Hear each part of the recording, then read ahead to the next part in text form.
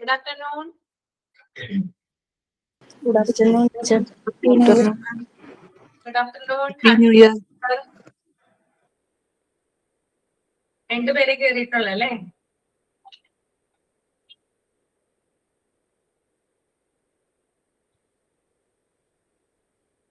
ഒരു സെക്കൻഡ് ഒന്ന് വെയിറ്റ് ചെയ്യണേ.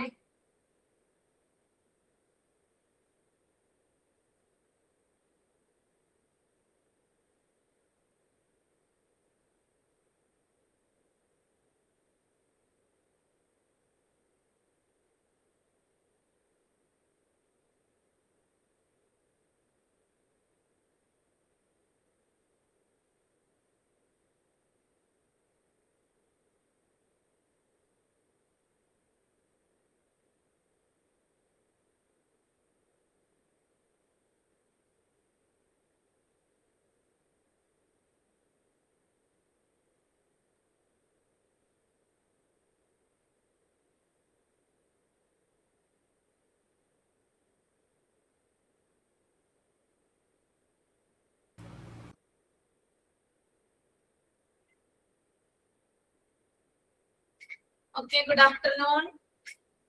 എല്ലാവർക്കും happy new year. Happy new year ma'am. Happy new year. Happy new year. Happy new year. Thank you. ഭക്ഷണമൊക്കെ കഴിച്ചോ? Food കഴിച്ചോ? മിസ് കഴിച്ചാ? ഞാൻ കഴിച്ചു. ഇഡലി കഴിച്ചു. 2 ഇഡലി കഴിച്ചു. ഇഡലി സാമ്പാർ. മാം നമ്മളെന്താ ചെറിയൊരു സെലിബ്രേഷൻ ഉണ്ടോ? Yes, ma'am. Yes ma'am. ഓ, വളരെ നല്ല കാര്യം. നിങ്ങൾ ക്രിസ്മസ് സെലിബ്രേറ്റ് ചെയ്തിട്ടുണ്ടായിരുന്നോ? ഇല്ല മാം. ഇല്ല അല്ലേ? ഓക്കെ. അപ്പൊ മറ്റുള്ളവർക്ക് ജോയിൻ ആവോ? എല്ലാവരോടും പറഞ്ഞിട്ടുണ്ട്. ഗ്രൂപ്പിൽ എല്ലാവരോടും പറഞ്ഞിട്ടുണ്ടായിരുന്നു. കുറെ പേരൊക്കെ കേറാന്നൊക്കെ പറഞ്ഞു. അതെ അല്ലേ? ഓക്കെ. നമുക്കൊരു 5 മിനിറ്റ് കൂടി വെയിറ്റ് ചെയ്യാം അല്ലേ? എന്നിട്ട് തുടങ്ങാം. ആരെങ്കിലും കേറുവാണെങ്കിലോ? Okay ma'am. ന്യൂ ഇയർ ഇന്നലെ ആഘോഷിക്കാനായിട്ട് എവിടെയെങ്കിലും പോയിട്ടുണ്ടായിരുന്നോ? മാം ഞങ്ങൾക്ക് ഇവിടെ നടവയല് പള്ളിപ്പെരുന്നാളാണ്. എവിടെയാ സ്ഥലം? എവിടെയാ? വയനാട് കേണിച്ചിറയാ. ഓക്കെ. അപ്പം നടവയിലെ പള്ളിപ്പെരുന്നാളായിരുന്നു, ഒരു ഫെസ്റ്റ് ആയിരുന്നു. അപ്പൊ ഭയങ്കര ഗംഭീരമായിട്ടുള്ള പരിപാടിയായിരുന്നു. അപ്പൊ ഇന്നലെ വൈകുന്നേരം പോയി. ന്യൂ ഇയർ ഒക്കെ അവിടെയായിരുന്നു, ടൈം എല്ലാം അവിടെയായിരുന്നു. ഗാനമേള ഉണ്ടായിരുന്നു, അടിച്ചു പൊളിച്ചു. 2:30 വീട്ടിലെത്തിയപ്പോ. വീട്ടിലെത്തിയല്ലേ? ന്യൂ ഇയർ ആയിട്ട് എന്താണ് പറയാനുള്ളത് ജിസ്മയ്ക്ക്? എന്തെങ്കിലും പറയാനുണ്ടോ ന്യൂ ഇയറിനോടനുബന്ധിച്ച്? ഒരു പുതിയ വർഷമാണ്. ഞാൻ വീഡിയോ ഓണാക്കാം മാം. വീഡിയോ ഓണാക്കി. Hi ma'am. ഹായ്. ഒരു പുതിയ വർഷമാണ്. അപ്പം പഴയ വർഷത്തിൽ നമുക്ക് കുറേയധികം ദുഃഖങ്ങൾ ഉണ്ടാവും, ചിലപ്പോൾ വിഷമങ്ങൾ ഉണ്ടായ സാഹചര്യങ്ങൾ ഉണ്ടാവും, പല രീതിയിലുള്ള പ്രശ്നങ്ങളൊക്കെ ഉണ്ടായിരിക്കാം. അതെല്ലാം മറികടന്നുകൊണ്ട് പുതിയൊരു വർഷത്തിലേക്ക് കയറുമ്പോൾ എല്ലാ കാര്യങ്ങളും മറന്നുകൊണ്ട് സന്തോഷത്തോടെയും സമാധാനത്തോടെയും ഐശ്വര്യത്തോടു കൂടിയുള്ള ഒരു നല്ലൊരു വർഷം ഞാൻ ആശംസിക്കുകയാണ്. മാത്രമല്ല, നമ്മൾക്ക് വന്നിരിക്കുന്ന കാര്യങ്ങളെല്ലാം മറക്കാനുള്ള കഴിവ് ദൈവം നമുക്ക് തന്നിട്ടുണ്ട്. അപ്പൊ അത് മറന്ന് മുന്നോട്ട് എല്ലാവരോടും സന്തോഷത്തോടു കൂടി പെരുമാറി നല്ല രീതിയിൽ പോകണം എന്നാണ് ഞാൻ ആഗ്രഹിക്കുന്നത്.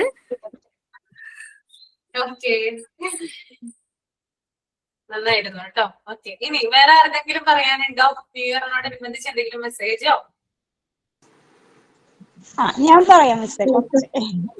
സുബിത പറഞ്ഞു. ശുഭ ക്രിസ്മസ് സോറി ന്യൂ ഇയർ ആണല്ലേ?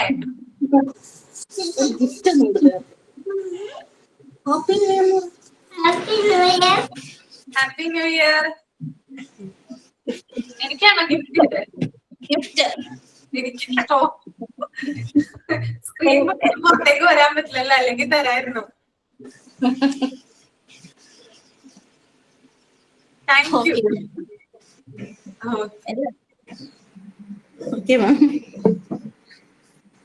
സുബിതയ്ക്ക് എന്താ പറയാനുള്ളത്? എല്ലാവർക്കും നന്മയുടെയും പ്രതീക്ഷയുടെയും ഒരു പുതുവത്സരം നേരുന്നു. 2025 നമ്മുടെ ഈ മോണ്ടിസോറി ബാച്ചിലുള്ള എല്ലാ കുട്ടികൾക്കും ഒരു പുതിയ പ്രതീക്ഷയുടെ ഒരു വർഷമാണ്. കാരണം ഒരു ടീച്ചർ ആവണം എന്നുള്ള ഒരു ആഗ്രഹത്തോട് കൂടിയിട്ട് നമ്മൾ ഈ കോഴ്സ് തെരഞ്ഞെടുത്തപ്പോൾ നമുക്ക് 2025 വളരെ ഒരു പ്രതീക്ഷയാണ് നൽകണത്. അപ്പോൾ അത് 2026 നമുക്കത് സഫലമാവട്ടെ എന്നാണ് ആദ്യമായിട്ട് ഞാൻ ആശംസിക്കുന്നത്. എനിക്ക് ഈ കോഴ്സിൽ ചേർന്നപ്പോൾ ഒരുപാട് ഫ്രണ്ട്സിനെ കിട്ടി. പ്രത്യേകിച്ച് ഞാൻ മിന്നു സുരേഷിനെ കുറിച്ചിട്ട് പറയാനാണ് ആഗ്രഹിക്കുന്നത്. കാരണം ഞങ്ങൾ ഇതുവരെ കണ്ടിട്ടില്ല.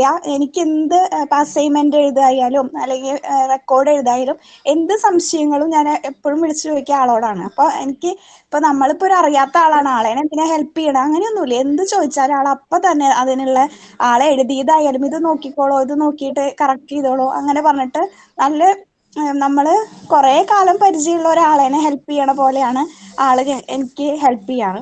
അതേപോലെ ടീച്ചേഴ്സ് ആയാലും നമുക്ക് എനിക്ക് പൊതുവേ ഇങ്ങനെ സംസാരിക്കാനൊക്കെ കുറച്ച് പേടിയുള്ള ഒരു കൂട്ടത്തിലുള്ള ഒരാളാണ്. അപ്പൊ നമുക്ക് ടീച്ചേഴ്സിനോട് ഇപ്പൊ എന്ത് സംശയങ്ങളായാലും നമ്മുടെ മനസ്സിലുള്ള എന്ത് കാര്യങ്ങളായാലും സംസാരിക്കാൻ പറ്റണ ഒരു പ്ലാറ്റ്ഫോം ആയിട്ടാണ് നമുക്ക് ഈ കോഴ്സ് എടുത്തപ്പോൾ തോന്നിയിട്ടുള്ളത്.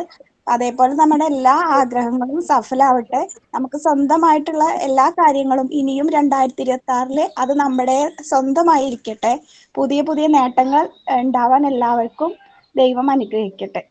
ഇത്രേ ഉള്ളൂ മിസ്സേ. Thank you. ശുഭ.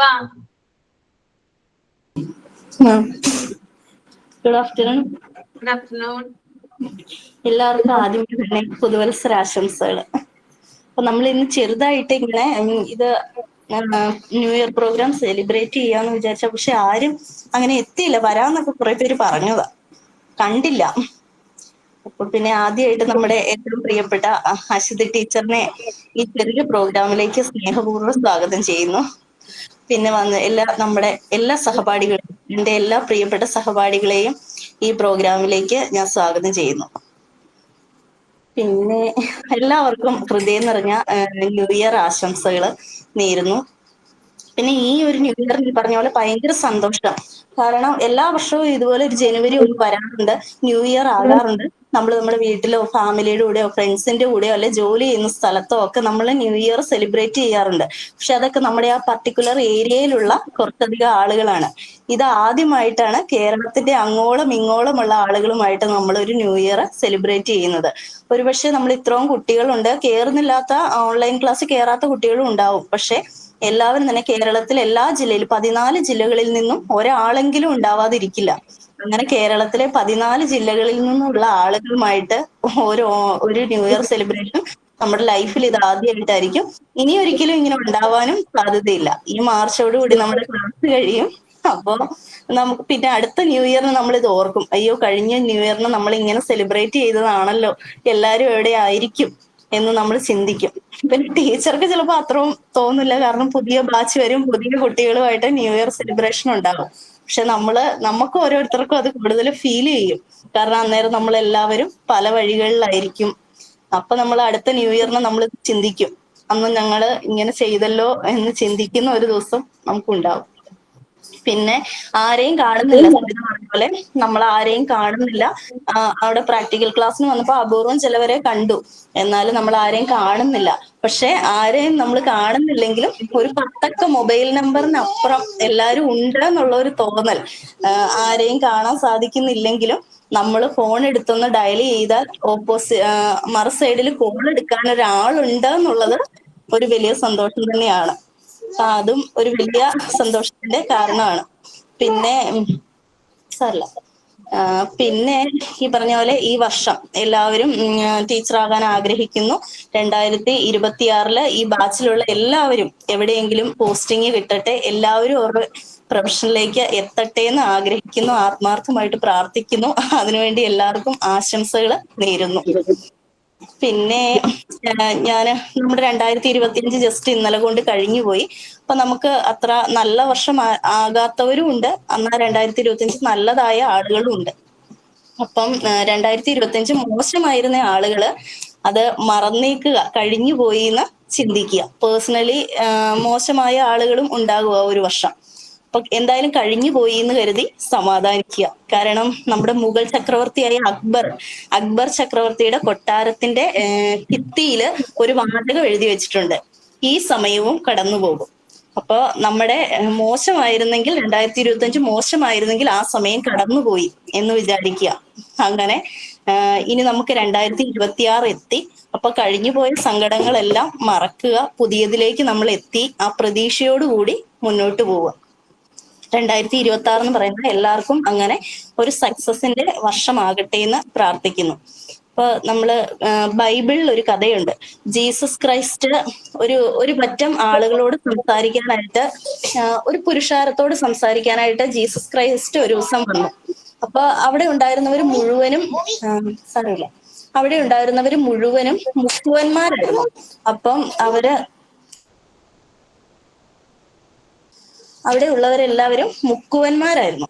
അപ്പൊ ജീസസ് വന്നപ്പോ ഇവരോട് ചോദിച്ചു, നിങ്ങളുടെ വലയിൽ പുതിയ മത്സ്യം ഉണ്ടോ എന്ന് ചോദിച്ചു.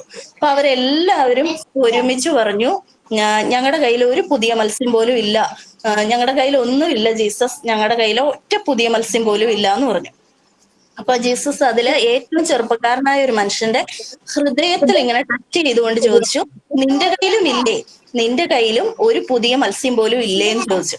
അപ്പൊ ആ ചെറുപ്പക്കാരന് പിടികിട്ടി, ജീസസ് ഈ കുട്ടയിലുള്ള മത്സ്യങ്ങളെ പറ്റി അല്ല ചോദിക്കുന്നത്, നമ്മുടെ ഉള്ളിലുള്ള നമ്മുടെ മാനസികം, ശാരീരികം, നമ്മുടെ ബൗദ്ധികം, അങ്ങനെ നമ്മുടെ ചിന്താശേഷി, നമ്മുടെ പ്രവർത്തനക്ഷമത, ഇതിനെയൊക്കെയാണ് ജീസസ് ഉദ്ദേശിച്ചതെന്ന് ആ ചെറുപ്പക്കാരന് പിടികിട്ടി. അദ്ദേഹം ബാക്കി എല്ലാവരും ഒരു മത്സ്യവും ഇല്ല എന്ന് പറഞ്ഞിട്ടും ആ ഒരു ചെറുപ്പക്കാരൻ മാത്രം പറഞ്ഞു, ഉണ്ട് ജീസസ്, എന്റെ കുട്ടയിൽ മാത്രം ഒരു പുതിയ മത്സ്യമുണ്ട് എന്ന് പറഞ്ഞു. അപ്പൊ അങ്ങനെ നിങ്ങളുടെ എല്ലാവരുടെയും ഈ വർഷം നിങ്ങളുടെ കുട്ടയിലൊക്കെ ഒരു പുതിയ മത്സ്യം ഉണ്ടാകട്ടെ എന്ന് ഞാൻ ആഗ്രഹിക്കുന്നു, പ്രാർത്ഥിക്കുന്നു. ഈ വർഷം എല്ലാവരും അവനവന്റെ ഉള്ളിലുള്ള നമ്മുടെ കുട്ടയിലുള്ള ആ പുതിയ മത്സ്യത്തെ കണ്ടെത്തി അതിന്റെ വഴിയെ പോയി നിങ്ങളുടെ ജീവിതം ഒരു സക്സസ് ആയി തീരട്ടെ എന്ന് ഞാൻ ആത്മാർത്ഥമായിട്ട് പ്രാർത്ഥിക്കുന്നു. അങ്ങനെ ജീസസ് ക്രൈസ്റ്റ് ആ ഒരു ചെറുപ്പക്കാരന്റെ കുട്ടയിലെ പുതിയ മത്സ്യത്തെ കണ്ടെത്തിയതുപോലെ നിങ്ങളും നിങ്ങളുടെ ഉള്ളിലെ പുതിയ മത്സ്യത്തെ കണ്ടെത്താനായിട്ട് ശ്രമിക്കുക. എല്ലാവർക്കും ഒരിക്കൽ കൂടി ഹൃദയം നിറഞ്ഞ ന്യൂ ഇയർ ആശംസകൾ നേരുന്നു. പിന്നെ ഉണ്ടല്ലോ, ഞാൻ ചിന്തിച്ചിട്ടുണ്ട്, നിങ്ങൾ ചിന്തിച്ചിട്ടുണ്ടാവുമെന്ന് എനിക്കറിയില്ല. ഞാൻ ഇന്നത്തേന് വേണ്ടിയല്ല, ഇതിനു മുമ്പ് ഞാൻ ചിന്തിച്ചിട്ടുണ്ട്, എന്തുകൊണ്ട് ജനുവരി 1 ന്യൂ ഇയർ ആയിന്ന്. നമുക്ക് ഒരു വർഷം 365 ദിവസമുണ്ട്. അതിന്റെ ഇടയ്ക്ക് ഏത് ദിവസം വേണമെങ്കിലും നമുക്ക് ന്യൂ ഇയർ ആക്കാമല്ലോ. പിന്നെ എന്തുകൊണ്ട് ജനുവരി 1 തന്നെ ന്യൂ ഇയർ ആയിന്ന് ഞാൻ ചിന്തിച്ചിട്ടുണ്ട്. അങ്ങനെ ഞാനത് ഒന്ന് അന്വേഷിച്ചപ്പോ എനിക്ക് കിട്ടിയത്, ഇന്നത്തേക്ക് വേണ്ടി അല്ല കേട്ടോ, ഇതിനു മുമ്പേ എനിക്ക് അങ്ങനെ തോന്നി, ഞാൻ അന്വേഷിച്ചിട്ടുണ്ട്. അങ്ങനെ അന്വേഷിച്ചപ്പം എനിക്ക് കിട്ടിയത്, ഈ ജനുവരി 1 ന്യൂ ഇയർ ആകാൻ കാരണം നമ്മുടെ റോമൻ പുരാണങ്ങളില് ഒരു ദേവനുണ്ട്, ജാനസ് എന്ന് പറയുന്ന ഒരു ദേവൻ. ഈ ജാനസ് ദേവനെ റോമക്കാര് പുതിയതിന്റെ ആരംഭത്തിന്റെ ആളായിട്ടാണ് ഈ റോമക്കാര് ജാനസ് ദേവനെ കാണുന്നത്. അപ്പൊ കുഴപ്പമില്ല.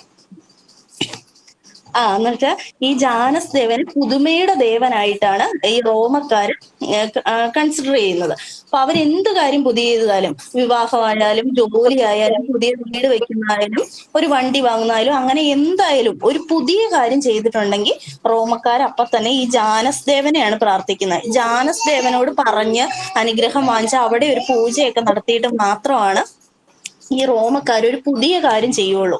റോമക്കാരെ സംബന്ധിച്ച് തുടക്കത്തിന്റെ എല്ലാത്തിന്റെ ആരംഭത്തിന്റെ ദേവനാണ് ഈ ജാനസ് ദേവൻ. അപ്പൊ നമ്മൾ ശ്രീകൃഷ്ണ ജയന്തി ആഘോഷിക്കുന്ന ഒരു ദിവസം ഉണ്ടല്ലോ, അതുപോലെ വിഷു ആഘോഷിക്കാൻ ഒരു ദിവസം, അതുപോലെ ഇവർ ഈ ജാനസ് ദേവനെ ആരാധിക്കുന്ന ജാനസ് ദേവന്റെ ഉത്സവം എന്ന് പറയുന്നത് ഈ ജനുവരി 1 ആയിരുന്നു. പിന്നെ ഈ ജാനസ് ദേവന് 2 മുഖമുണ്ട്. അതിൽ ഒരു മുഖം പഴമയിലേക്ക് തിരിഞ്ഞിരിക്കുന്നതും ഒരെണ്ണം പുതുമയിലേക്ക് തിരിഞ്ഞിരിക്കുന്നതുമാണ്. അപ്പൊ പുതിയത് തുടങ്ങുമ്പോൾ അവിടെ വന്ന് പ്രാർത്ഥിച്ചിട്ട് ചെയ്താൽ എല്ലാം നന്നാകും എന്നൊരു വിശ്വാസം ഈ റോമക്കാർക്കുണ്ട്. അങ്ങനെ ചിന്തിച്ച് അവസാനം അവരത് തീരുമാനിച്ചു. എന്നാൽ ഈ പുതുമയുടെ ദേവനായ ജാനസിനെ നമുക്ക് ന്യൂ ഇയർ ആയിട്ട് സെലിബ്രേറ്റ് ചെയ്യാം. ഒരു പുതിയ വർഷം തുടങ്ങുവാണല്ലോ, അതുകൊണ്ട് നമുക്ക് ഈ ജാനസ് ദേവന്റെ ദിവസമായ ജനുവരി 1 ന്യൂ ഇയർ ആക്കാമെന്ന് അവര് തീരുമാനിച്ചു, റോമൻ തീരുമാനിച്ചു. അങ്ങനെയാണ് ജനുവരി 1 ന്യൂ ഇയർ ആകുന്നത്. പിന്നെ അതുപോലെ ജാനസ് എന്ന ആ പേരിൽ നിന്നാണ് ജനുവരി എന്നുള്ള ഈ പേര് വന്നത്. ആദ്യം മാർച്ച് 1 ആയിരുന്നു ന്യൂ ഇയർ റോമക്കാർക്ക്. മാർച്ച് 1 ആണ് നമ്മൾ ന്യൂ ഇയർ ആയിട്ട് ആഘോഷിച്ചുകൊണ്ടിരുന്നത്. അത് കഴിഞ്ഞ് ഈ റോമക്കാർ ഇങ്ങനെ തീരുമാനിച്ചതാണ് ജാനസ് ദേവന്റെ ഉത്സവ ദിവസമായ ജനുവരി 1 നമുക്ക് ന്യൂ ഇയർ ആക്കിയേക്കുന്നത്. അങ്ങനെയാണ് ജനുവരി 1 ലോകമെമ്പാടും ന്യൂ ഇയർ ആയിട്ട് ആഘോഷിച്ചു തുടങ്ങിയത്. പിന്നെ ആ ജാനസ് എന്നുള്ള പേരിൽ നിന്നാണ് ജനുവരി എന്നൊരു പേരും വന്നത്. പിന്നെ അതുപോലെ ഈ അമേരിക്കക്കാരിലെ പഴയ അമേരിക്കയിലൊക്കെ ഈ ഒരു കാലഘട്ടം ഡിസംബർ വരെയുള്ള കാലഘട്ടം എന്ന് പറഞ്ഞാൽ അതിശൈത്യം, പുറത്തിറങ്ങാനോ ഒരു വെളിച്ചം പോലും ഇല്ലാത്ത അങ്ങനെ വളരെ മോശമായ ഒരു ക്ലൈമറ്റ് ആണ് ഈ ഡിസംബർ വരെയൊക്കെ പഴയ അമേരിക്കയിലൊക്കെ. അപ്പൊ ഈ ജനുവരിയോട് കൂടി അവിടെ ചെറിയൊരു പകൽ വെളിച്ചം വരും, പതിയെ ഒരു വെട്ടം കണ്ടു തുടങ്ങും അവര്. അതുകൊണ്ട് അവർ ഈ ജനുവരിനെ പഴയ അമേരിക്കക്കാർ വിളിക്കുന്നത് പുനർജന്മത്തിന്റെ ഒരു വികാരം എന്നാണ്. പുനർജന്മത്തിന്റെ ഒരു വികാരം എന്നാണ് ജനുവരിയെ പഴയ അമേരിക്കൻ സിറ്റിസൺസ് വിളിക്കുന്നത്. അപ്പൊ അങ്ങനെ ചരിത്രപരമായിട്ടും അപ്പൊ അവരെ സംബന്ധിച്ച് ജനുവരി ഒരു പുതിയ ജന്മത്തിന്റെ തുടക്കമാണ്. അതുവരെയുള്ള അതിശൈത്യത്തിൽ നിന്ന് ഉള്ള രക്ഷപ്പെട്ട് ജനുവരിയിൽ ഒരു പുതുജന്മം ആരംഭിക്കുകയാണ്. അതുകൊണ്ട് അവരെ സംബന്ധിച്ച് ജനുവരി ഒരു പുതിയ ജീവിതമാണ്. അപ്പൊ അങ്ങനെ ഇത്തരത്തിലുള്ള ചരിത്രപരവും സാംസ്കാരികപരവുമായ കാരണങ്ങളാണ് ലോകമെമ്പാടും ജനുവരിയെ പുതുവത്സരമായിട്ട് ആഘോഷിക്കാൻ കാരണം.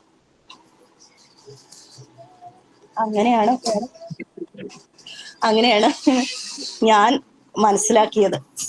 എല്ലാവർക്കും ഒരിക്കൽ കൂടി ഈ വർഷം സന്തോഷത്തിന്റെയും സമാധാനത്തിന്റെയും ഐശ്വര്യത്തിന്റെയും എല്ലാം നിറഞ്ഞ ഒരു സമൃദ്ധമായ വർഷമാവട്ടെ എന്ന് ആശംസിക്കുന്നു.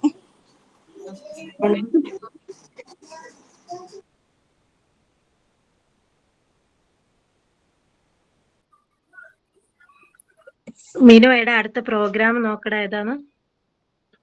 ഞങ്ങള് ലിസ്റ്റ് ഒക്കെ ഉണ്ടാക്കിയിട്ടുണ്ട് മാം പ്രോഗ്രാമിന്. പ്രാർത്ഥനയാണ് ആദ്യത്തെ തുടക്കം. അതിപ്പോ സ്വാഗതം ആദ്യമായി സാരില്ല.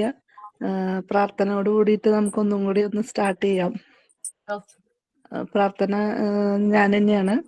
അപ്പോൾ എല്ലാവർക്കും സ്നേഹത്തിന്റെ ഭാഷയിൽ ന്യൂ ഇയർ ആശംസകൾ. പുതിയൊരു വർഷം എല്ലാവർക്കും ജോലിയൊക്കെ കിട്ടി പുതിയൊരു ജീവിതം കെട്ടിപ്പടുക്കാൻ സാധിക്കട്ടെ. അപ്പോ പ്രാർത്ഥന. ഹൃദയരാഗതന്ത്രി മീട്ടി സ്നേഹഗീതമേകിയും കർമ്മഭൂമി തളിരിടുന്ന വർണ്ണമേകിയും നമ്മിൽ വാഴുമാതിനാമം ഇന്നും വാഴ്ത്തിടാം. ഞങ്ങൾ പാടുമീ സ്വരങ്ങൾ കീർത്തനങ്ങളാകണേ. ചോടുവയ്ക്കുമീ പദങ്ങൾ നൃത്തലോലമാകണേ.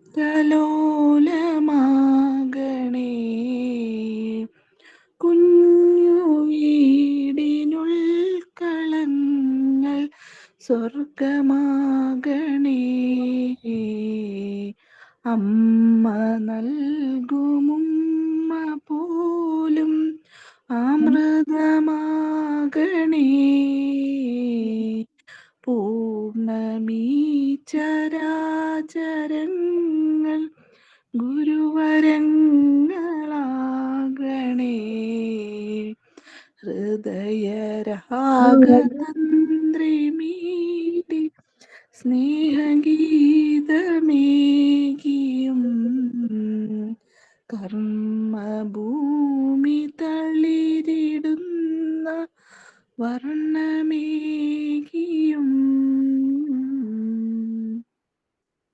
Thank you ma'am.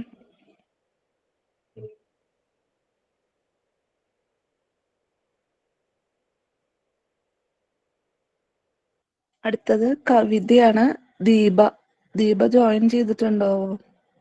Deepa join ചെയ്തിട്ടില്ല എന്ന് തോന്നുന്നു. ജോയിൻ ചെയ്തിട്ടില്ല. ഇല്ല അല്ലേ? ഓക്കെ. അപ്പൊ അടുത്ത കഥ പറച്ചിലാണ്. ശുഭ ശുഭ തയ്യാറായിട്ടുണ്ടോ? ഓക്കെ. ഓക്കെ, പറഞ്ഞോളൂ. ഇച്ചിരി ഈ കഥയുണ്ടല്ലോ. ഞാൻ 1-ാം ക്ലാസ്സിൽ പഠിക്കുമ്പം എന്റെ അമ്മ എന്നെ പഠിപ്പിച്ചതാ. അമ്മയ്ക്ക് ഇവിടുന്ന് കിട്ടിയതാന്ന് അറിയത്തില്ല, അമ്മേനെ നേരത്തെ എവിടെയെങ്കിലും പഠിപ്പിച്ചതായിരിക്കും, അതറിയില്ല. എന്നെ പഠിപ്പിച്ചത് എന്റെ അമ്മയാ. അത് ഒരു മത്സരത്തിന് പോകാനാ. ഞാൻ 1-ാം ക്ലാസ് പഠിക്കുന്നില്ല. അപ്പൊ നമ്മുടെ സ്കൂളിന്റെ തൊട്ടപ്പുറത്ത് വേറെ ഒരു സ്കൂളും കൂടെ ഉണ്ട്. അവിടേക്ക് മത്സരത്തിന് പോകാൻ വേണ്ടി എന്റെ അമ്മ പഠിപ്പിച്ചതായി തന്നെ. അന്ന് ഞാൻ ഇപ്പോഴും ആ ദിവസം ഓർക്കുന്നു. ഒരു പച്ച ഉടുപ്പൊക്കെ ഇട്ട് മുടി, എനിക്ക് 1-ാം ക്ലാസ്സിൽ പോകുമ്പോഴും മുടിക്ക് നീളമൊക്കെ ഉണ്ട്. മുടിയൊക്കെ രണ്ടായിട്ട് അമ്മ റിബണൊക്കെ വെച്ച് കെട്ടി തന്ന് ഒരു പച്ച ഉടുപ്പൊക്കെ ഇട്ട് ഞാൻ പോയി. പക്ഷെ എനിക്ക് അവിടുന്ന് സമ്മാനം കിട്ടി. ഈ ചെറിയ കോപ്പപാത്രം ഇല്ലേ, ഗ്ലാസിന്റെ, അങ്ങനെ ഒരു മയിൽപീലിയുടെ നിറമൊക്കെയുള്ള ഒരു കോപ്പപാത്രം അത്. എന്നിട്ട് ഒരു അതിശയം എന്ന് പറയാൻ, ആ പാത്രം ഇപ്പോഴും ഉണ്ട്.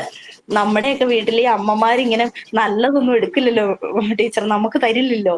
ആരെങ്കിലും വരുമ്പോ കൊടുക്കുന്നത് സൂക്ഷിച്ചു കൊണ്ട് നമുക്ക് ഏറ്റവും മോശമല്ലേ തരുള്ളൂ. അങ്ങനെ എന്റെ അമ്മ ആരെങ്കിലും വരുമ്പോ എടുക്കാന്ന് പറഞ്ഞ് അങ്ങനെ സൂക്ഷിച്ചു വെച്ച് ആ പാത്രം ഇപ്പോഴും എന്റെ വീട്ടിലുണ്ട്. അതാണ്. അപ്പൊ ഞാൻ ഓർത്ത് അന്ന് സൂക്ഷിച്ചു വെച്ചത് നന്നായി. അപ്പൊ ഇപ്പൊ നമുക്ക് കാണുമ്പോ ഒരു സന്തോഷ.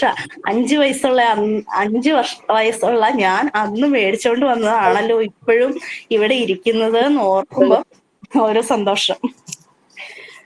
ഈ കഥയുടെ പേരെന്താന്ന് സത്യത്തിൽ ഞാൻ മറന്നുപോയി കേട്ടോ. എനിക്കത് ഓർമ്മയില്ല കഥയുടെ പേരെന്താന്ന്. കഥ എന്താന്ന് വെച്ചാൽ, ഒരിടത്ത് ഒരു ദൂരെ ഒരു ഗ്രാമം. ആ ഗ്രാമത്തില് തീരെ വെള്ളമില്ലാത്ത ഒരു നാടാണത്.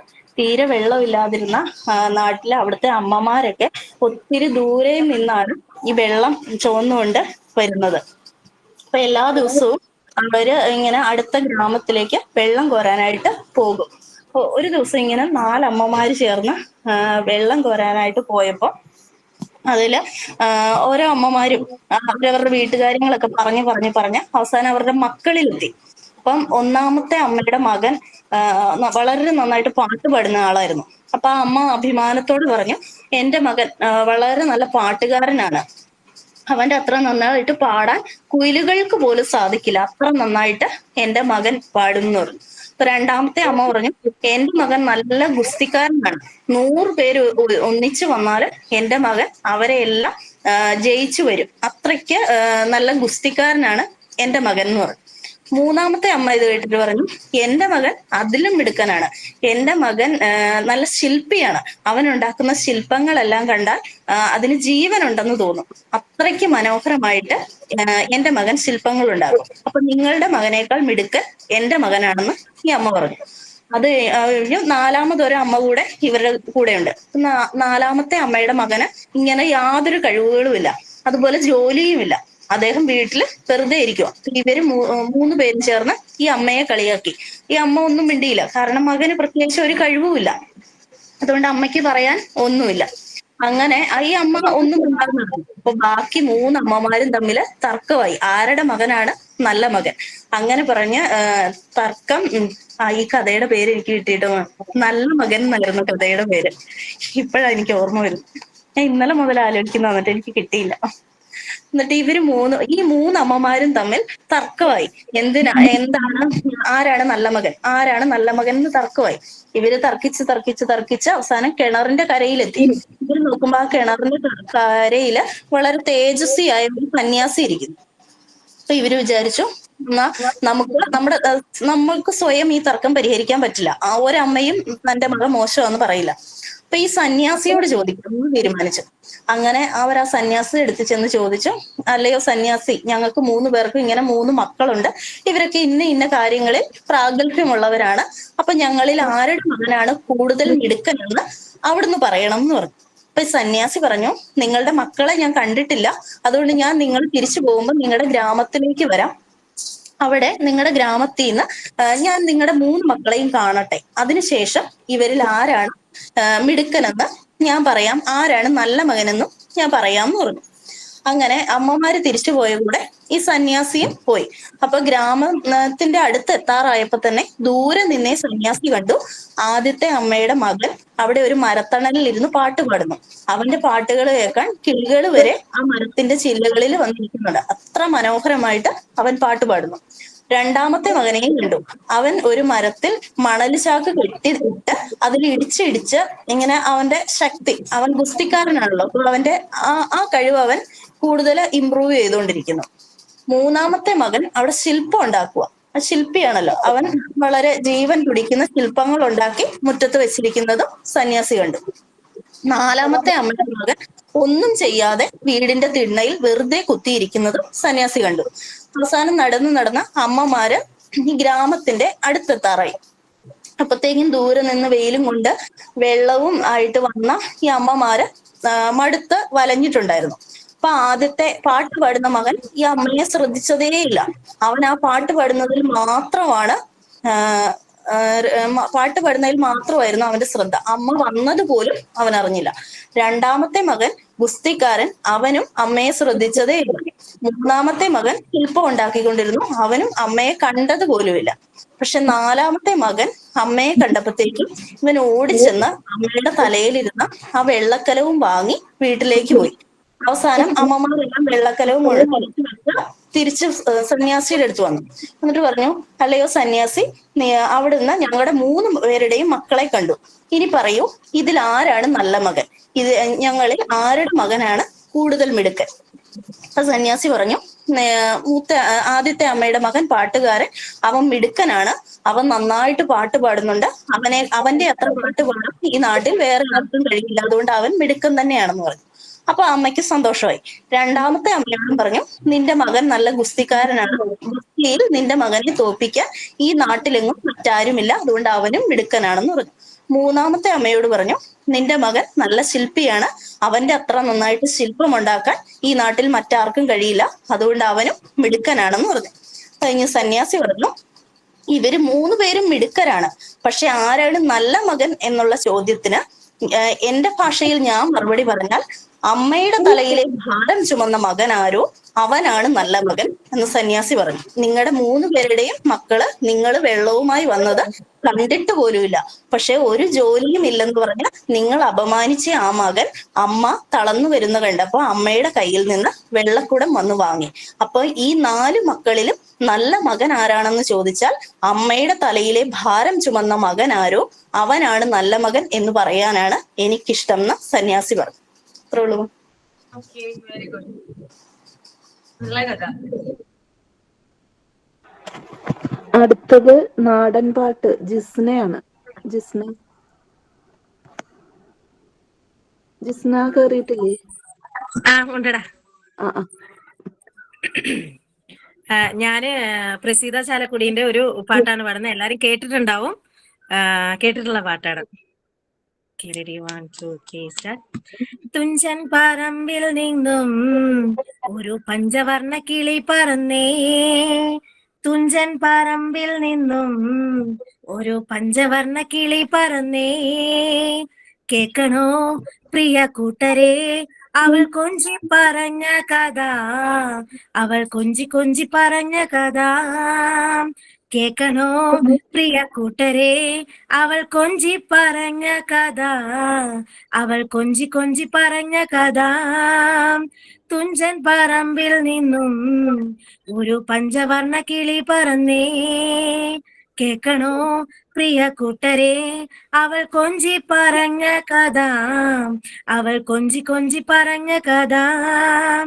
കൊച്ചി കണ്ട് കോട്ട കണ്ട് കൊച്ചിയിൽ അഴിമുഖം കണ്ടേ, ഒരു കൊച്ചിക്കാരി പെണ്ണിനെ കണ്ടേ, കൊച്ചി കണ്ട് കോട്ട കണ്ട് കൊച്ചിയിൽ അഴിമുഖം കണ്ടേ, ഒരു കൊച്ചിക്കാരി പെണ്ണിനെ കണ്ടേ, ഡേ കേൾക്കണോ പ്രിയ കൂട്ടരെ അവൾ കൊഞ്ചി പറഞ്ഞ കഥ, അവൾ കൊഞ്ചി പറഞ്ഞ കഥ. കൊല്ലം കണ്ട് ഇല്ലം കണ്ട് ആലപ്പുഴയും കണ്ടേ, അമ്പലപ്പുഴ വേലയും കണ്ടേ, കൊല്ലം കണ്ട് ഇല്ലം കണ്ട് ആലപ്പുഴയും കണ്ടേ, അമ്പലപ്പുഴ വേലയും കണ്ടേ, കേൾക്കണോ പ്രിയ കൂട്ടരെ അവൾ കൊഞ്ചി പറഞ്ഞ കഥ, അവൾ കൊഞ്ചി കൊഞ്ചി പറഞ്ഞ കഥ. മുത്ത് കണ്ട് ചിപ്പി കണ്ട് മുത്തോലക്കുടയും കണ്ടേ, മുത്തു വിക്കണ പെണ്ണിനെ കണ്ടേ. മുത്ത് കണ്ട് ചിപ്പി കണ്ട് മുത്തോലക്കുടയും കണ്ടേ, മുത്തു വിക്കണ പെണ്ണിനെ കണ്ടേ. ഡേ ഡേ കേക്കണോ പ്രിയ കൂട്ടരെ അവൾ കൊഞ്ചി പറഞ്ഞ കഥ, അവൾ കൊഞ്ചി കൊഞ്ചി പറഞ്ഞ കഥ. ആരോമൽ ചേകവരുടെ പെങ്ങളാകും ഉണ്ണിയാർച്ച, അവൾ അംഗം വെട്ടണ വേലയും കണ്ടേ. ആരോമൽ ചേകവരുടെ പെങ്ങളാകും ഉണ്ണിയാർച്ച, അവൾ അംഗം വെട്ടണ വേലയും കണ്ടേ. കേക്കണോ പ്രിയ കൂട്ടരെ അവൾ കൊഞ്ചി പറഞ്ഞ കഥ, അവൾ കൊഞ്ചി കൊഞ്ചി പറഞ്ഞ കഥ. കേക്കണോ പ്രിയ കൂട്ടരെ അവൾ കൊഞ്ചി പറഞ്ഞ കഥ, അവൾ കൊഞ്ചി കൊഞ്ചി പറഞ്ഞ കഥ, അവൾ കൊഞ്ചി കൊഞ്ചി പറഞ്ഞ കഥ. അടിപൊളി, നന്നായിട്ട് പാടുന്നുണ്ടല്ലോ ജിസ്ന. കുറച്ചൊക്കെ അറിയാം മാം, അത്രയ്ക്ക് ഫ്ലുവന്റ് അല്ല, എന്നാലും കുറെയൊക്കെ പാടും. ഇതെല്ലാം നാടൻ പാട്ട് അടിപൊളിയായിട്ട് പാടി. Thank you ma'am. ഓക്കെ, ഇനി അടുത്തത് മലയാളം പദ്യാണ്, ഒരു കവിത. അത് ഞാൻ തന്നെയാണ്. ആൾക്ക് ONV സാറിന്റെ ഒരു എത്ര സുന്ദരം എന്ന ഒരു മലയാളം കവിതയാണ് ഞാൻ പാടുന്നത്. എത്ര സുന്ദരം എൻ്റെ മലയാളം, മുത്തുപവിഴങ്ങൾക്കൊരുത്തൊരു പൊന്നു നൂൽ പോലെ.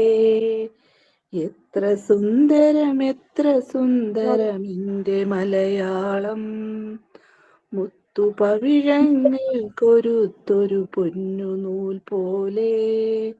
മണ്ണിൽ വീണു കുരുത്ത നെന്മണി വിത്തുമുള പൊട്ടി, മിന്നുമീരില വീശിടുമ്പോൾ എത്ര ഈരടികൾ.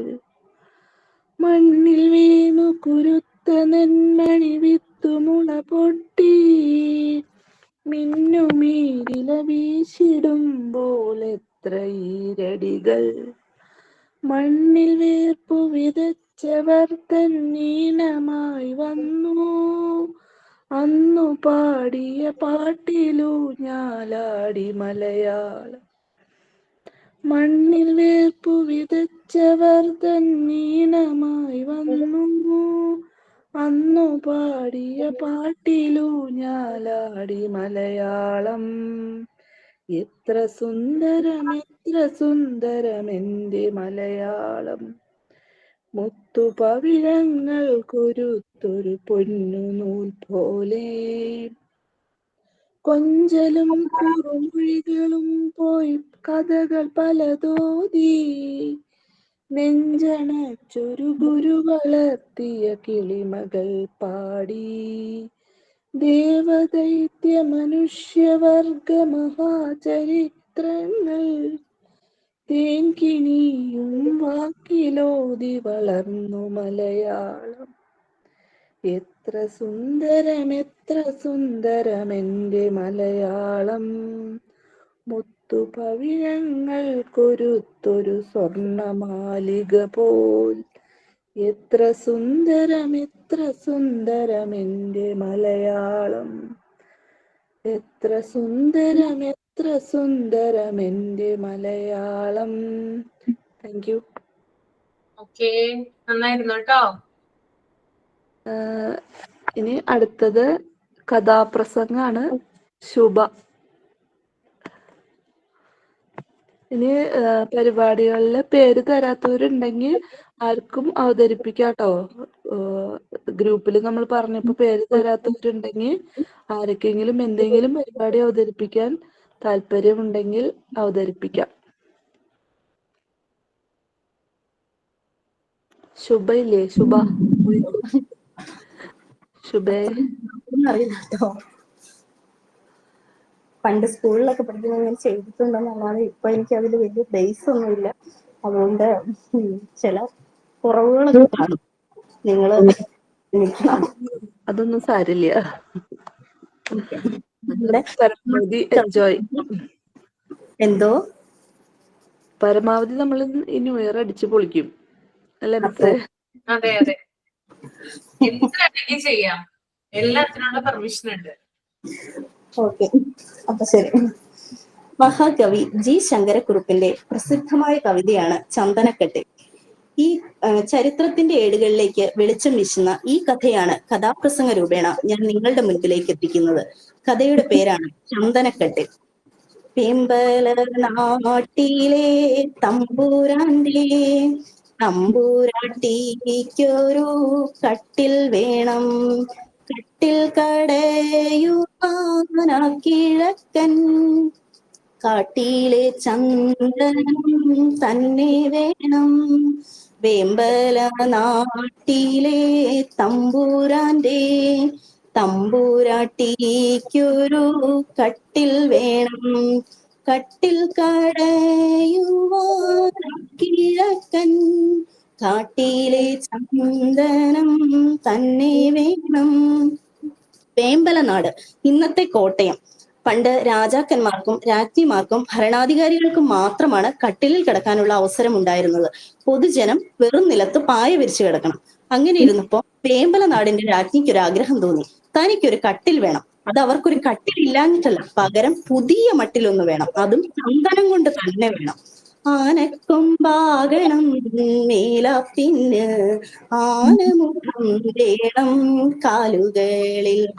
ആനക്കൊമ്പാകണം മേലാപ്പിന്, ആനമുഖം വേണം കാലുകളിൽ. രാജ്ഞിയുടെ ആഗ്രഹം അറിഞ്ഞതും രാജാവ് കൽപ്പനയായി, ആരവിടെ?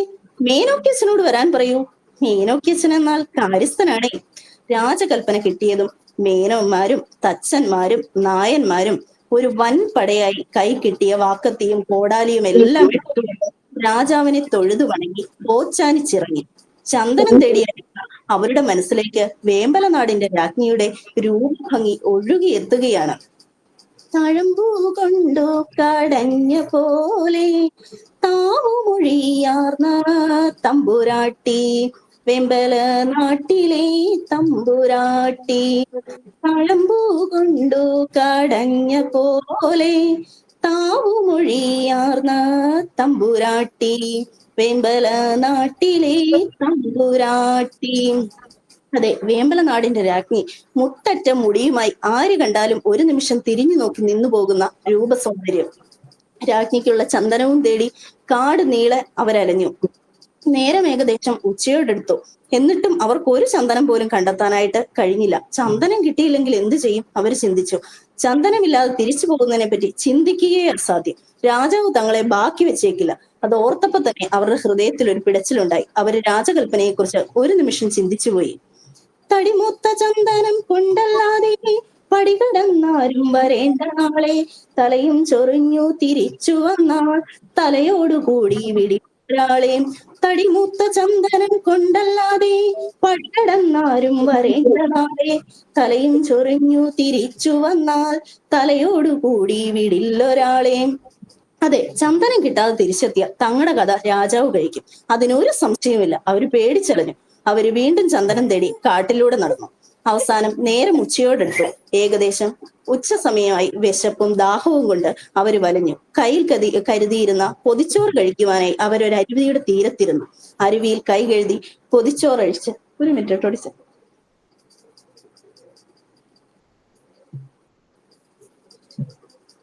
എന്റെ മോള് അരുവിയിൽ കൈ കഴുകി പൊതിച്ചോറഴിച്ച് അവർ ചോറുണ്ണുവാനായി തുടങ്ങി. അപ്പോൾ അതിൽ ഒരാൾ പറഞ്ഞു, അതാ അങ്ങോട്ട് നോക്കൂ, എന്താണത്? അതൊരു ചന്ദനമരമല്ലേ? അതെ, അതൊരു ചന്ദനം തന്നെ. ഇത് കേൾക്കേണ്ട താമസം മൂത്താശാരി ചന്ദനമരത്തിനടുത്തേക്ക് പാഞ്ഞു. പലമരം കണ്ടു തഴക്കമാർന്ന തലവനാശാരിയോ ചെന്നു നോക്കി. അരുവിതൻ വക്കിൽ അങ്ങകലെ ഒരു മരം ചന്ദനം തന്നെയല്ലോ. അരുവിതൻ വക്കിൽ അങ്ങകലെ ഒരു മരം ചന്ദനം തന്നെയല്ലോ. പലമരം കണ്ടു തഴക്കമാർന്ന തലവനാശാരിയോ ചെന്നു നോക്കി. അതെ, ആശാരി ഓടി അവിടെ എത്തി. അദ്ദേഹം ഒരു ചെറു ചില്ല കൊത്തിയെടുത്ത മണത്തു നോക്കി. ചന്ദനത്തിന്റെ തണുത്ത ഗന്ധം. അതെ, ഇത് ചന്ദനം തന്നെ, തടിമൂത്ത ചന്ദനം. അദ്ദേഹത്തിന് സന്തോഷമായി. അദ്ദേഹം കൂടെയുള്ളവരെ വിളിച്ചു. അതെ, എല്ലാവരും വരിക, ഇത് ചന്ദനം തന്നെ. രാജാവിന്റെ ശിക്ഷയിൽ നിന്നും നമ്മൾ രക്ഷപ്പെട്ടു. എല്ലാവരും സന്തോഷത്തോടെ അരുവിയിൽ കൈ കഴുകി മുണ്ട് മുറുക്കിയെടുത്ത് അവരുടെ കയ്യിലുണ്ടായിരുന്ന തോർത്ത് കുടഞ്ഞ് തലയിൽ വട്ടം കെട്ടി കയ്യിലുള്ള കോടാലിയുമായി അവർ ചന്ദന മരത്തിനടുത്തേക്ക് പാഞ്ഞു ചെന്നു. സന്തോഷം കൊണ്ട് അവർ തുള്ളിച്ചാടി. അവരുടെ കൈകളിൽ ഉണ്ടായിരുന്ന കോടാലികൾ ചന്ദനമരത്തിലേക്ക് ആഞ്ഞു വീശി.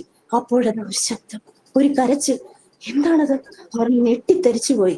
വെട്ടല്ലേ കൊത്തല്ലേ നായന്മാരെ, വെട്ടല്ലേ കൊത്തല്ലേ തച്ചന്മാരെ, വെട്ടല്ലേ കൊത്തല്ലേ നായന്മാരെ, വെട്ടല്ലേ കൊത്തല്ലേ തച്ചന്മാരെ.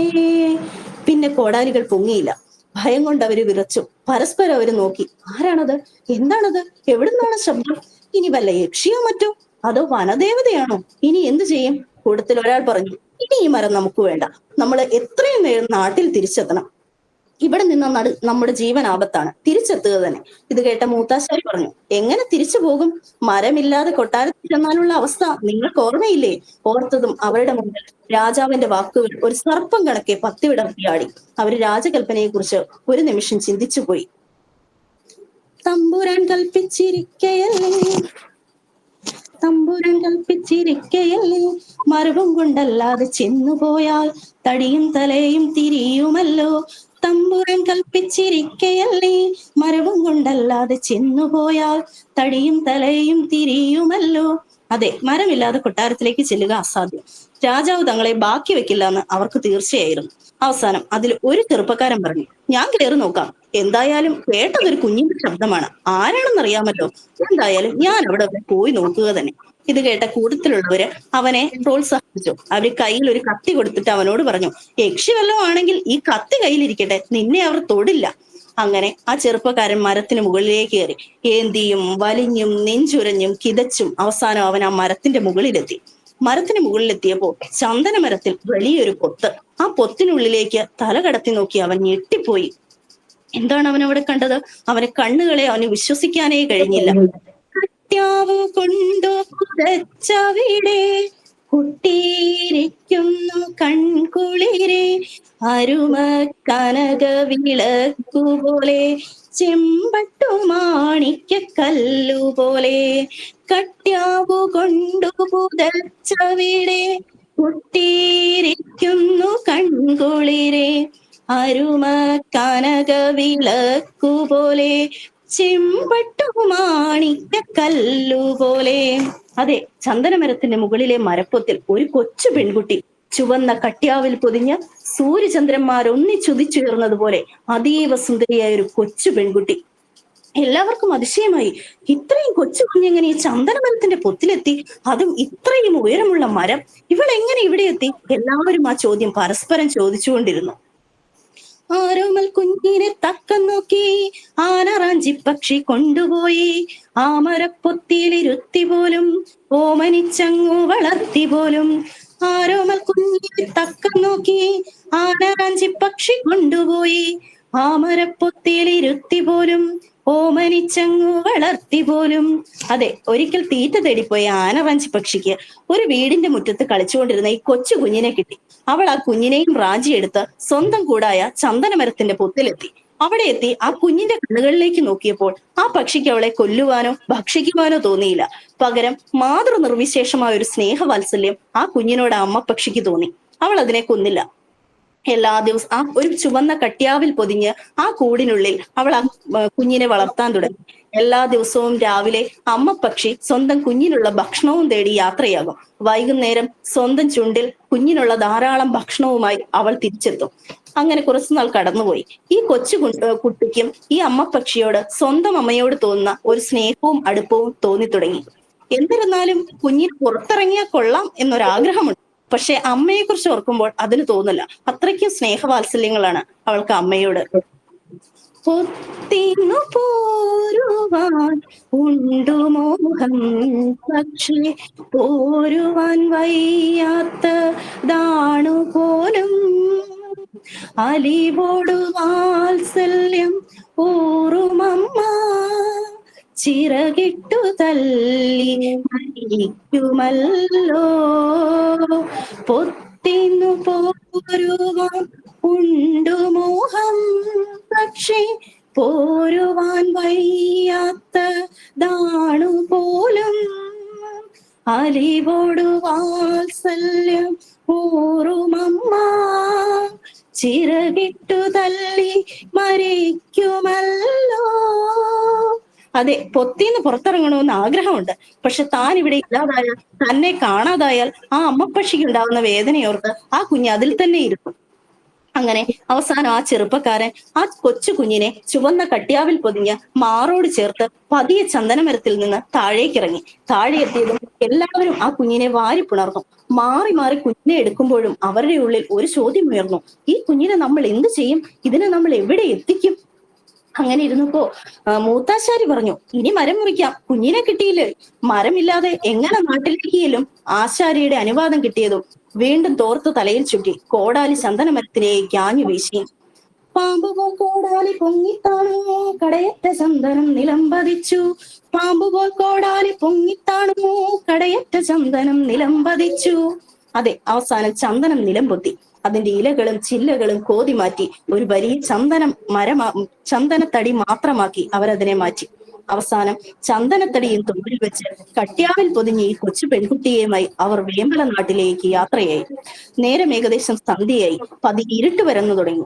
ദൂരെ ആകാശത്തിന്റെ കോണിൽ ഒരു ശബ്ദം കേൾക്കാം. അതൊരു ചിറകടി ശബ്ദമാണ്. ആരാണത്? അതെ, അമ്മപ്പക്ഷി. തന്റെ കുഞ്ഞിന് ഭക്ഷണവും തേടിപ്പോയ ആ അമ്മപ്പക്ഷി ഇതാ സന്ധ്യയായപ്പോൾ കുഞ്ഞിന് ഭക്ഷണവുമായി തിരിച്ചെത്തുകയാണ്. അമ്മപ്പക്ഷി ഇതാ തിരിച്ചെത്തുന്നു. ചിറകേഴുമമ്മ പറന്നു വന്നു, ചിരകാലം ചന്ദനം നിന്നതിക്കിൽ. മരമില്ല, കൂടില്ല, കുഞ്ഞുമില്ല, മരവിപ്പു മാത്രമടിഞ്ഞുടലിൽ. ചിറകേഴുമമ്മ പറന്നു വന്നു, ചിരകാലം ചന്ദനം നിന്നതിക്കിൽ. മരമില്ല, കൂടില്ല, കുഞ്ഞുമില്ല, മരവിപ്പു മാത്രമതിനുടലിൽ. ചന്ദനമരത്തിനടുത്തെത്തിയ അമ്മപ്പക്ഷി ഞെട്ടിപ്പോയി. ഇവിടെ നിന്ന് ചന്ദനം എവിടെ? എന്റെ കുഞ്ഞെവിടെ? എന്റെ കൂടെ എവിടെ? ഒന്നും കാണാനില്ല. ഇതെന്താണ് ഇവിടെ സംഭവിച്ചത്? രാവിലെ ഞാൻ പോകുമ്പോൾ ഇവിടെ ചന്ദനമരം ഉണ്ടായിരുന്നു, അതിനകത്ത് എന്റെ കുഞ്ഞുണ്ടായിരുന്നു. ഇപ്പൊ ഒന്നും ഇവിടെ ഇല്ല. ഇവിടെ എന്താണ് സംഭവിച്ചത്? എന്റെ കുഞ്ഞെവിടെ? അമ്മപ്പക്ഷി കണ്ണീരോടുകൂടി ആ കാട് മുഴുവൻ കുഞ്ഞിനെ അന്വേഷിച്ചു. കണ്ടെത്താനായില്ല. ഇരുട്ട് പരന്നു തുടങ്ങി. അവള് പതിയെ സങ്കടത്തോടെ ഒരു മരച്ചിലയിൽ കണ്ണീരോടെ കുഞ്ഞിനു വേണ്ടി കാത്തിരുന്നു. നേരം പാതിരാവായി. പതിയെ നിലാവ് വെളിച്ചം പരന്നു തുടങ്ങി. നിലാവ് വെളിച്ചത്തിൽ അവൾ താഴെ എന്തോ ഒന്ന് കണ്ടു. എന്താണത്? രക്തക്കറ പോലെ, രക്തപ്പാടുകൾ. ദൈവമേ, ഇനി എന്റെ കുഞ്ഞിന് എന്തെങ്കിലും അപകടം. അവൾ താഴേക്ക് പറന്നു ചെന്നു. താഴെ ചെന്നപ്പോ അത് രക്തക്കറയൊന്നുമല്ല, പകരം കുഞ്ഞിനെ പൊതിഞ്ഞു വെച്ചിരുന്ന കട്യാവിന്റെ ചെറിയ ചെറിയ കഷ്ണങ്ങൾ. അവൾ ദൂരേക്ക് നോക്കി. കുറെ അധികം ദൂരം അങ്ങനെ കട്യാവിന്റെ കഷ്ണങ്ങൾ കിടക്കുന്നു. അവൾക്ക് പിടികിട്ടി, ഈ കട്യാവ് പോയ എതിലെയോ എന്റെ കുഞ്ഞും പോയിട്ടുണ്ട്. കട്യാവ് നോക്കി അവൾ നടന്നു. അലി പോലും അമ്മയ്ക്ക് കണ്ടറിയാൻ അടയാളമായിട്ട കൊച്ചു പൈതൽ കട്യാവു തന്നെത്താൻ പിച്ചി ചീന്തി കാടു കഴിയോളം ഇട്ടുപോലും. അലി പോലും അമ്മയ്ക്ക് കണ്ടറിയാൻ കട്യാവു തന്നെത്താൻ പിച്ചി ചീന്തി കാടു കഴിയോളം ഇട്ടുപോലും. അതെ, താനില്ലാതായാൽ തന്റെ അമ്മ വിഷമിക്കുമെന്ന് മനസ്സിലാക്കിയ കൊച്ചു പെൺകുട്ടി പോയ വഴിക്ക് താൻ എവിടെ പോയി എന്ന് അമ്മയ്ക്കറിയാനായി തന്നെ പുതപ്പിച്ചിരുന്ന കട്യാവിന്റെ കഷ്ണങ്ങൾ ചെറിയ പീസുകളാക്കി മുറിച്ച് വഴി നീളം വിതറി. അമ്മ ആ കട്യാവിന്റെ പുറകെ കുഞ്ഞിനെ അന്വേഷിച്ചു നടന്നു. അവസാനം കാടിന്റെ അതിർത്തി എത്തി. അവിടം കൊണ്ട് കാട് തീർന്നു. അവിടം കൊണ്ട് അമ്മ പക്ഷിക്ക് വഴിയും അവസാനിച്ചു.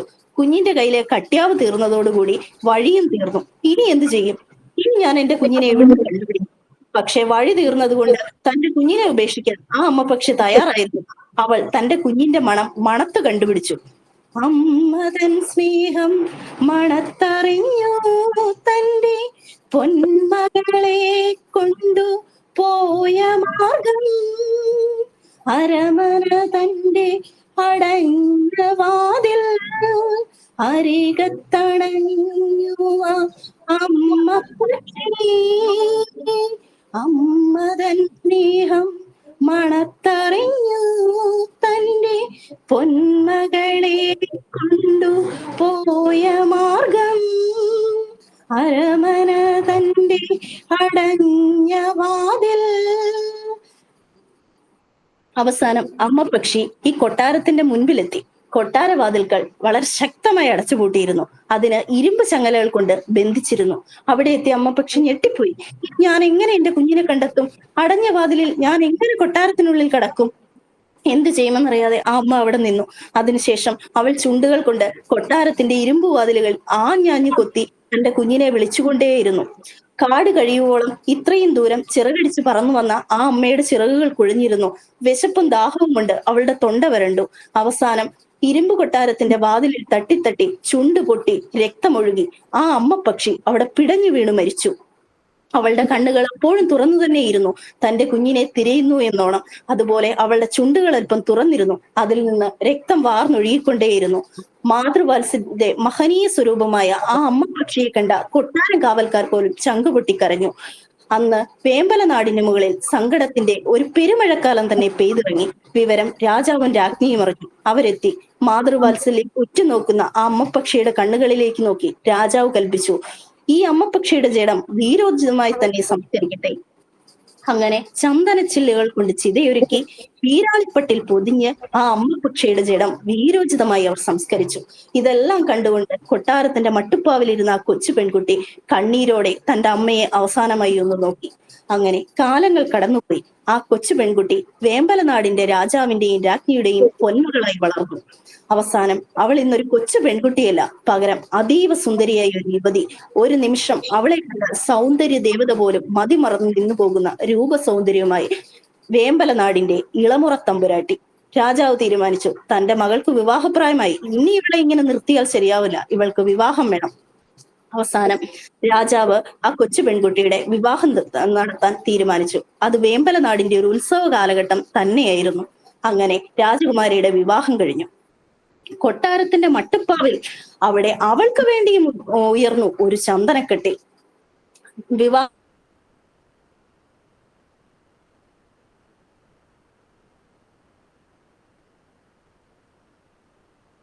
സ്റ്റക്കായല്ലോ ശുഭ.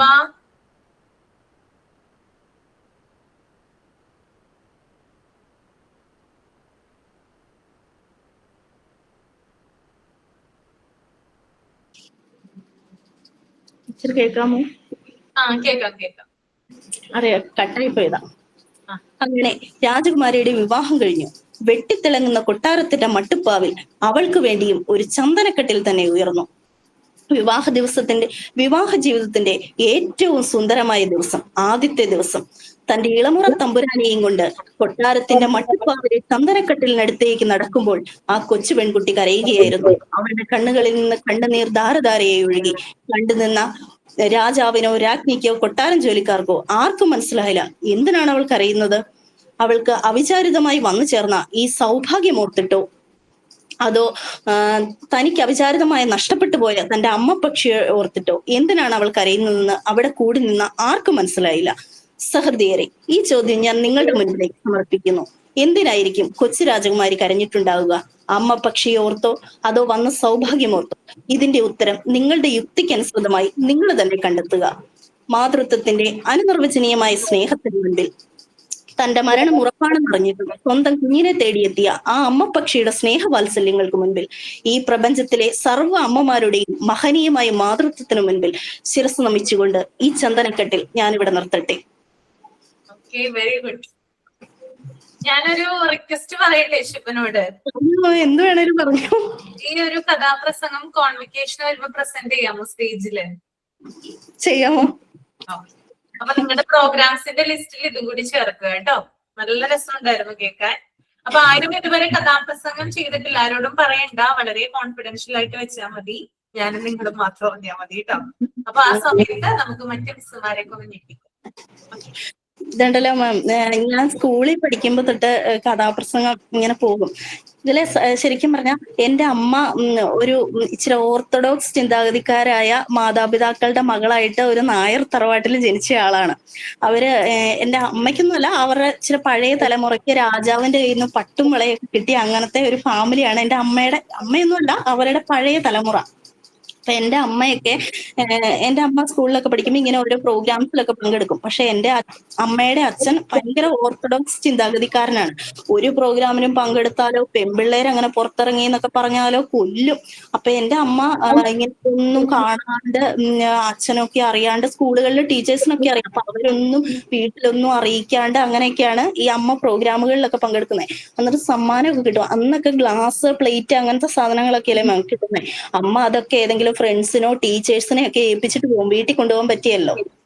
അപ്പൊ അമ്മ അന്ന് ചിന്തിക്കുമായിരുന്നു, അമ്മ പറയുന്നു, അന്ന് ഞാൻ പഠിക്കുമ്പോ ചിന്തിക്കുമായിരുന്നു, ഞാൻ എന്തെങ്കിലും കല്യാണം കഴിച്ച് എനിക്കൊരു കുട്ടി ഉണ്ടായാൽ ഞാൻ എന്റെ കുട്ടിയെ എല്ലാ ഇതിനും പങ്കെടുക്കും.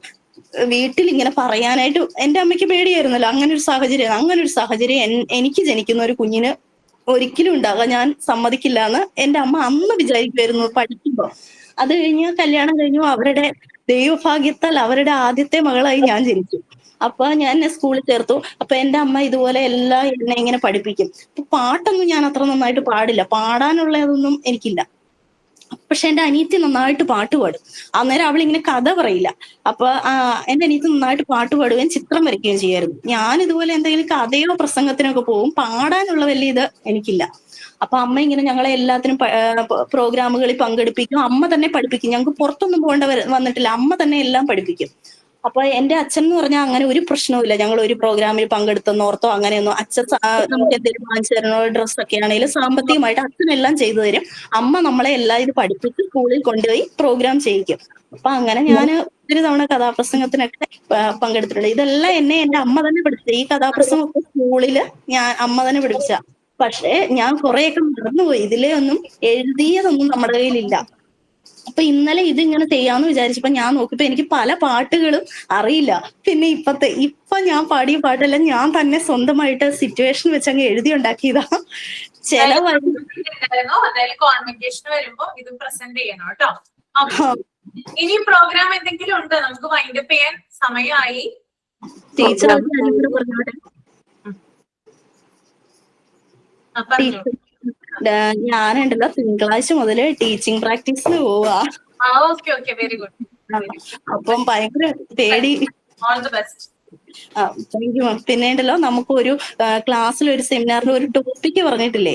അപ്പൊ ഞാൻ ചൊവ്വാഴ്ച കാണാൻ സാധ്യത കുറവാ. അപ്പൊ അത് വേറെ ആരെങ്കിലും ചെയ്തോളൂ. വേറെ ആരെങ്കിലും ഒന്ന് നിങ്ങൾ ചെയ്യണം കേട്ടോ. ശുഭയുടെ ടോപ്പിക് എടുത്തിട്ട് എക്സ്ട്രാ ഒന്ന് ആഡ് ചെയ്തിട്ട് ചെയ്താൽ മതി.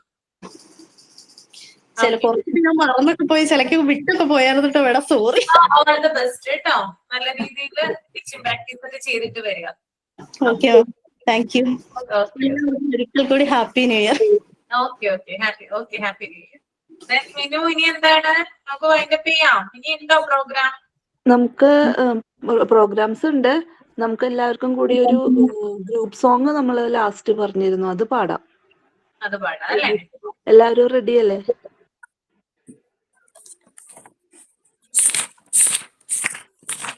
ഓക്കേടാ.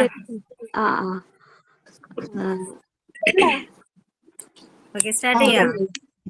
ഓക്കെ. Ready, 1 2 3 start. കുട്ടനാടൻ കായലിലെ കെട്ടുവെള്ളം തുഴയുമ്പോൾ ഞാൻ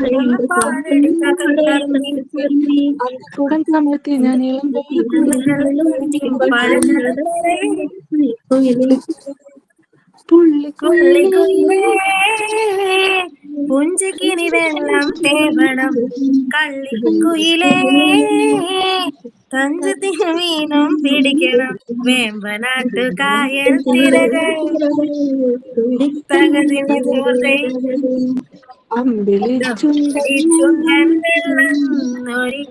തകതി മിതിമുതെ.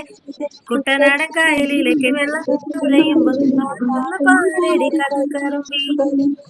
അന്തിക്കൂടുമ്പോ കൂടൊക്കെ അവളുടെ ഞാൻ ഇളക്കള്ള കുടിക്കുമ്പോ പഴങ്കഥ പറയടി പുള്ളിക്കുയിലേ. Okay ma'am, thank you. അപ്പോ നല്ല പ്രോഗ്രാം ആയിരുന്നു, നല്ല രസമുണ്ടായിരുന്നു എല്ലാവരുടെയും participation. Okay okay, thank you ma'am. ഒരു പ്രാവശ്യം കൂടെ happy new year. Okay, happy new year എല്ലാവർക്കും കേട്ടോ. Okay, thank you so much. പരിപാടി അവതരിപ്പിച്ച എല്ലാവർക്കും thank you. Okay, thank you. Thank you ma'am. Wind up ചെയ്യുവാണ് കേട്ടോ. ബൈ. By ma'am.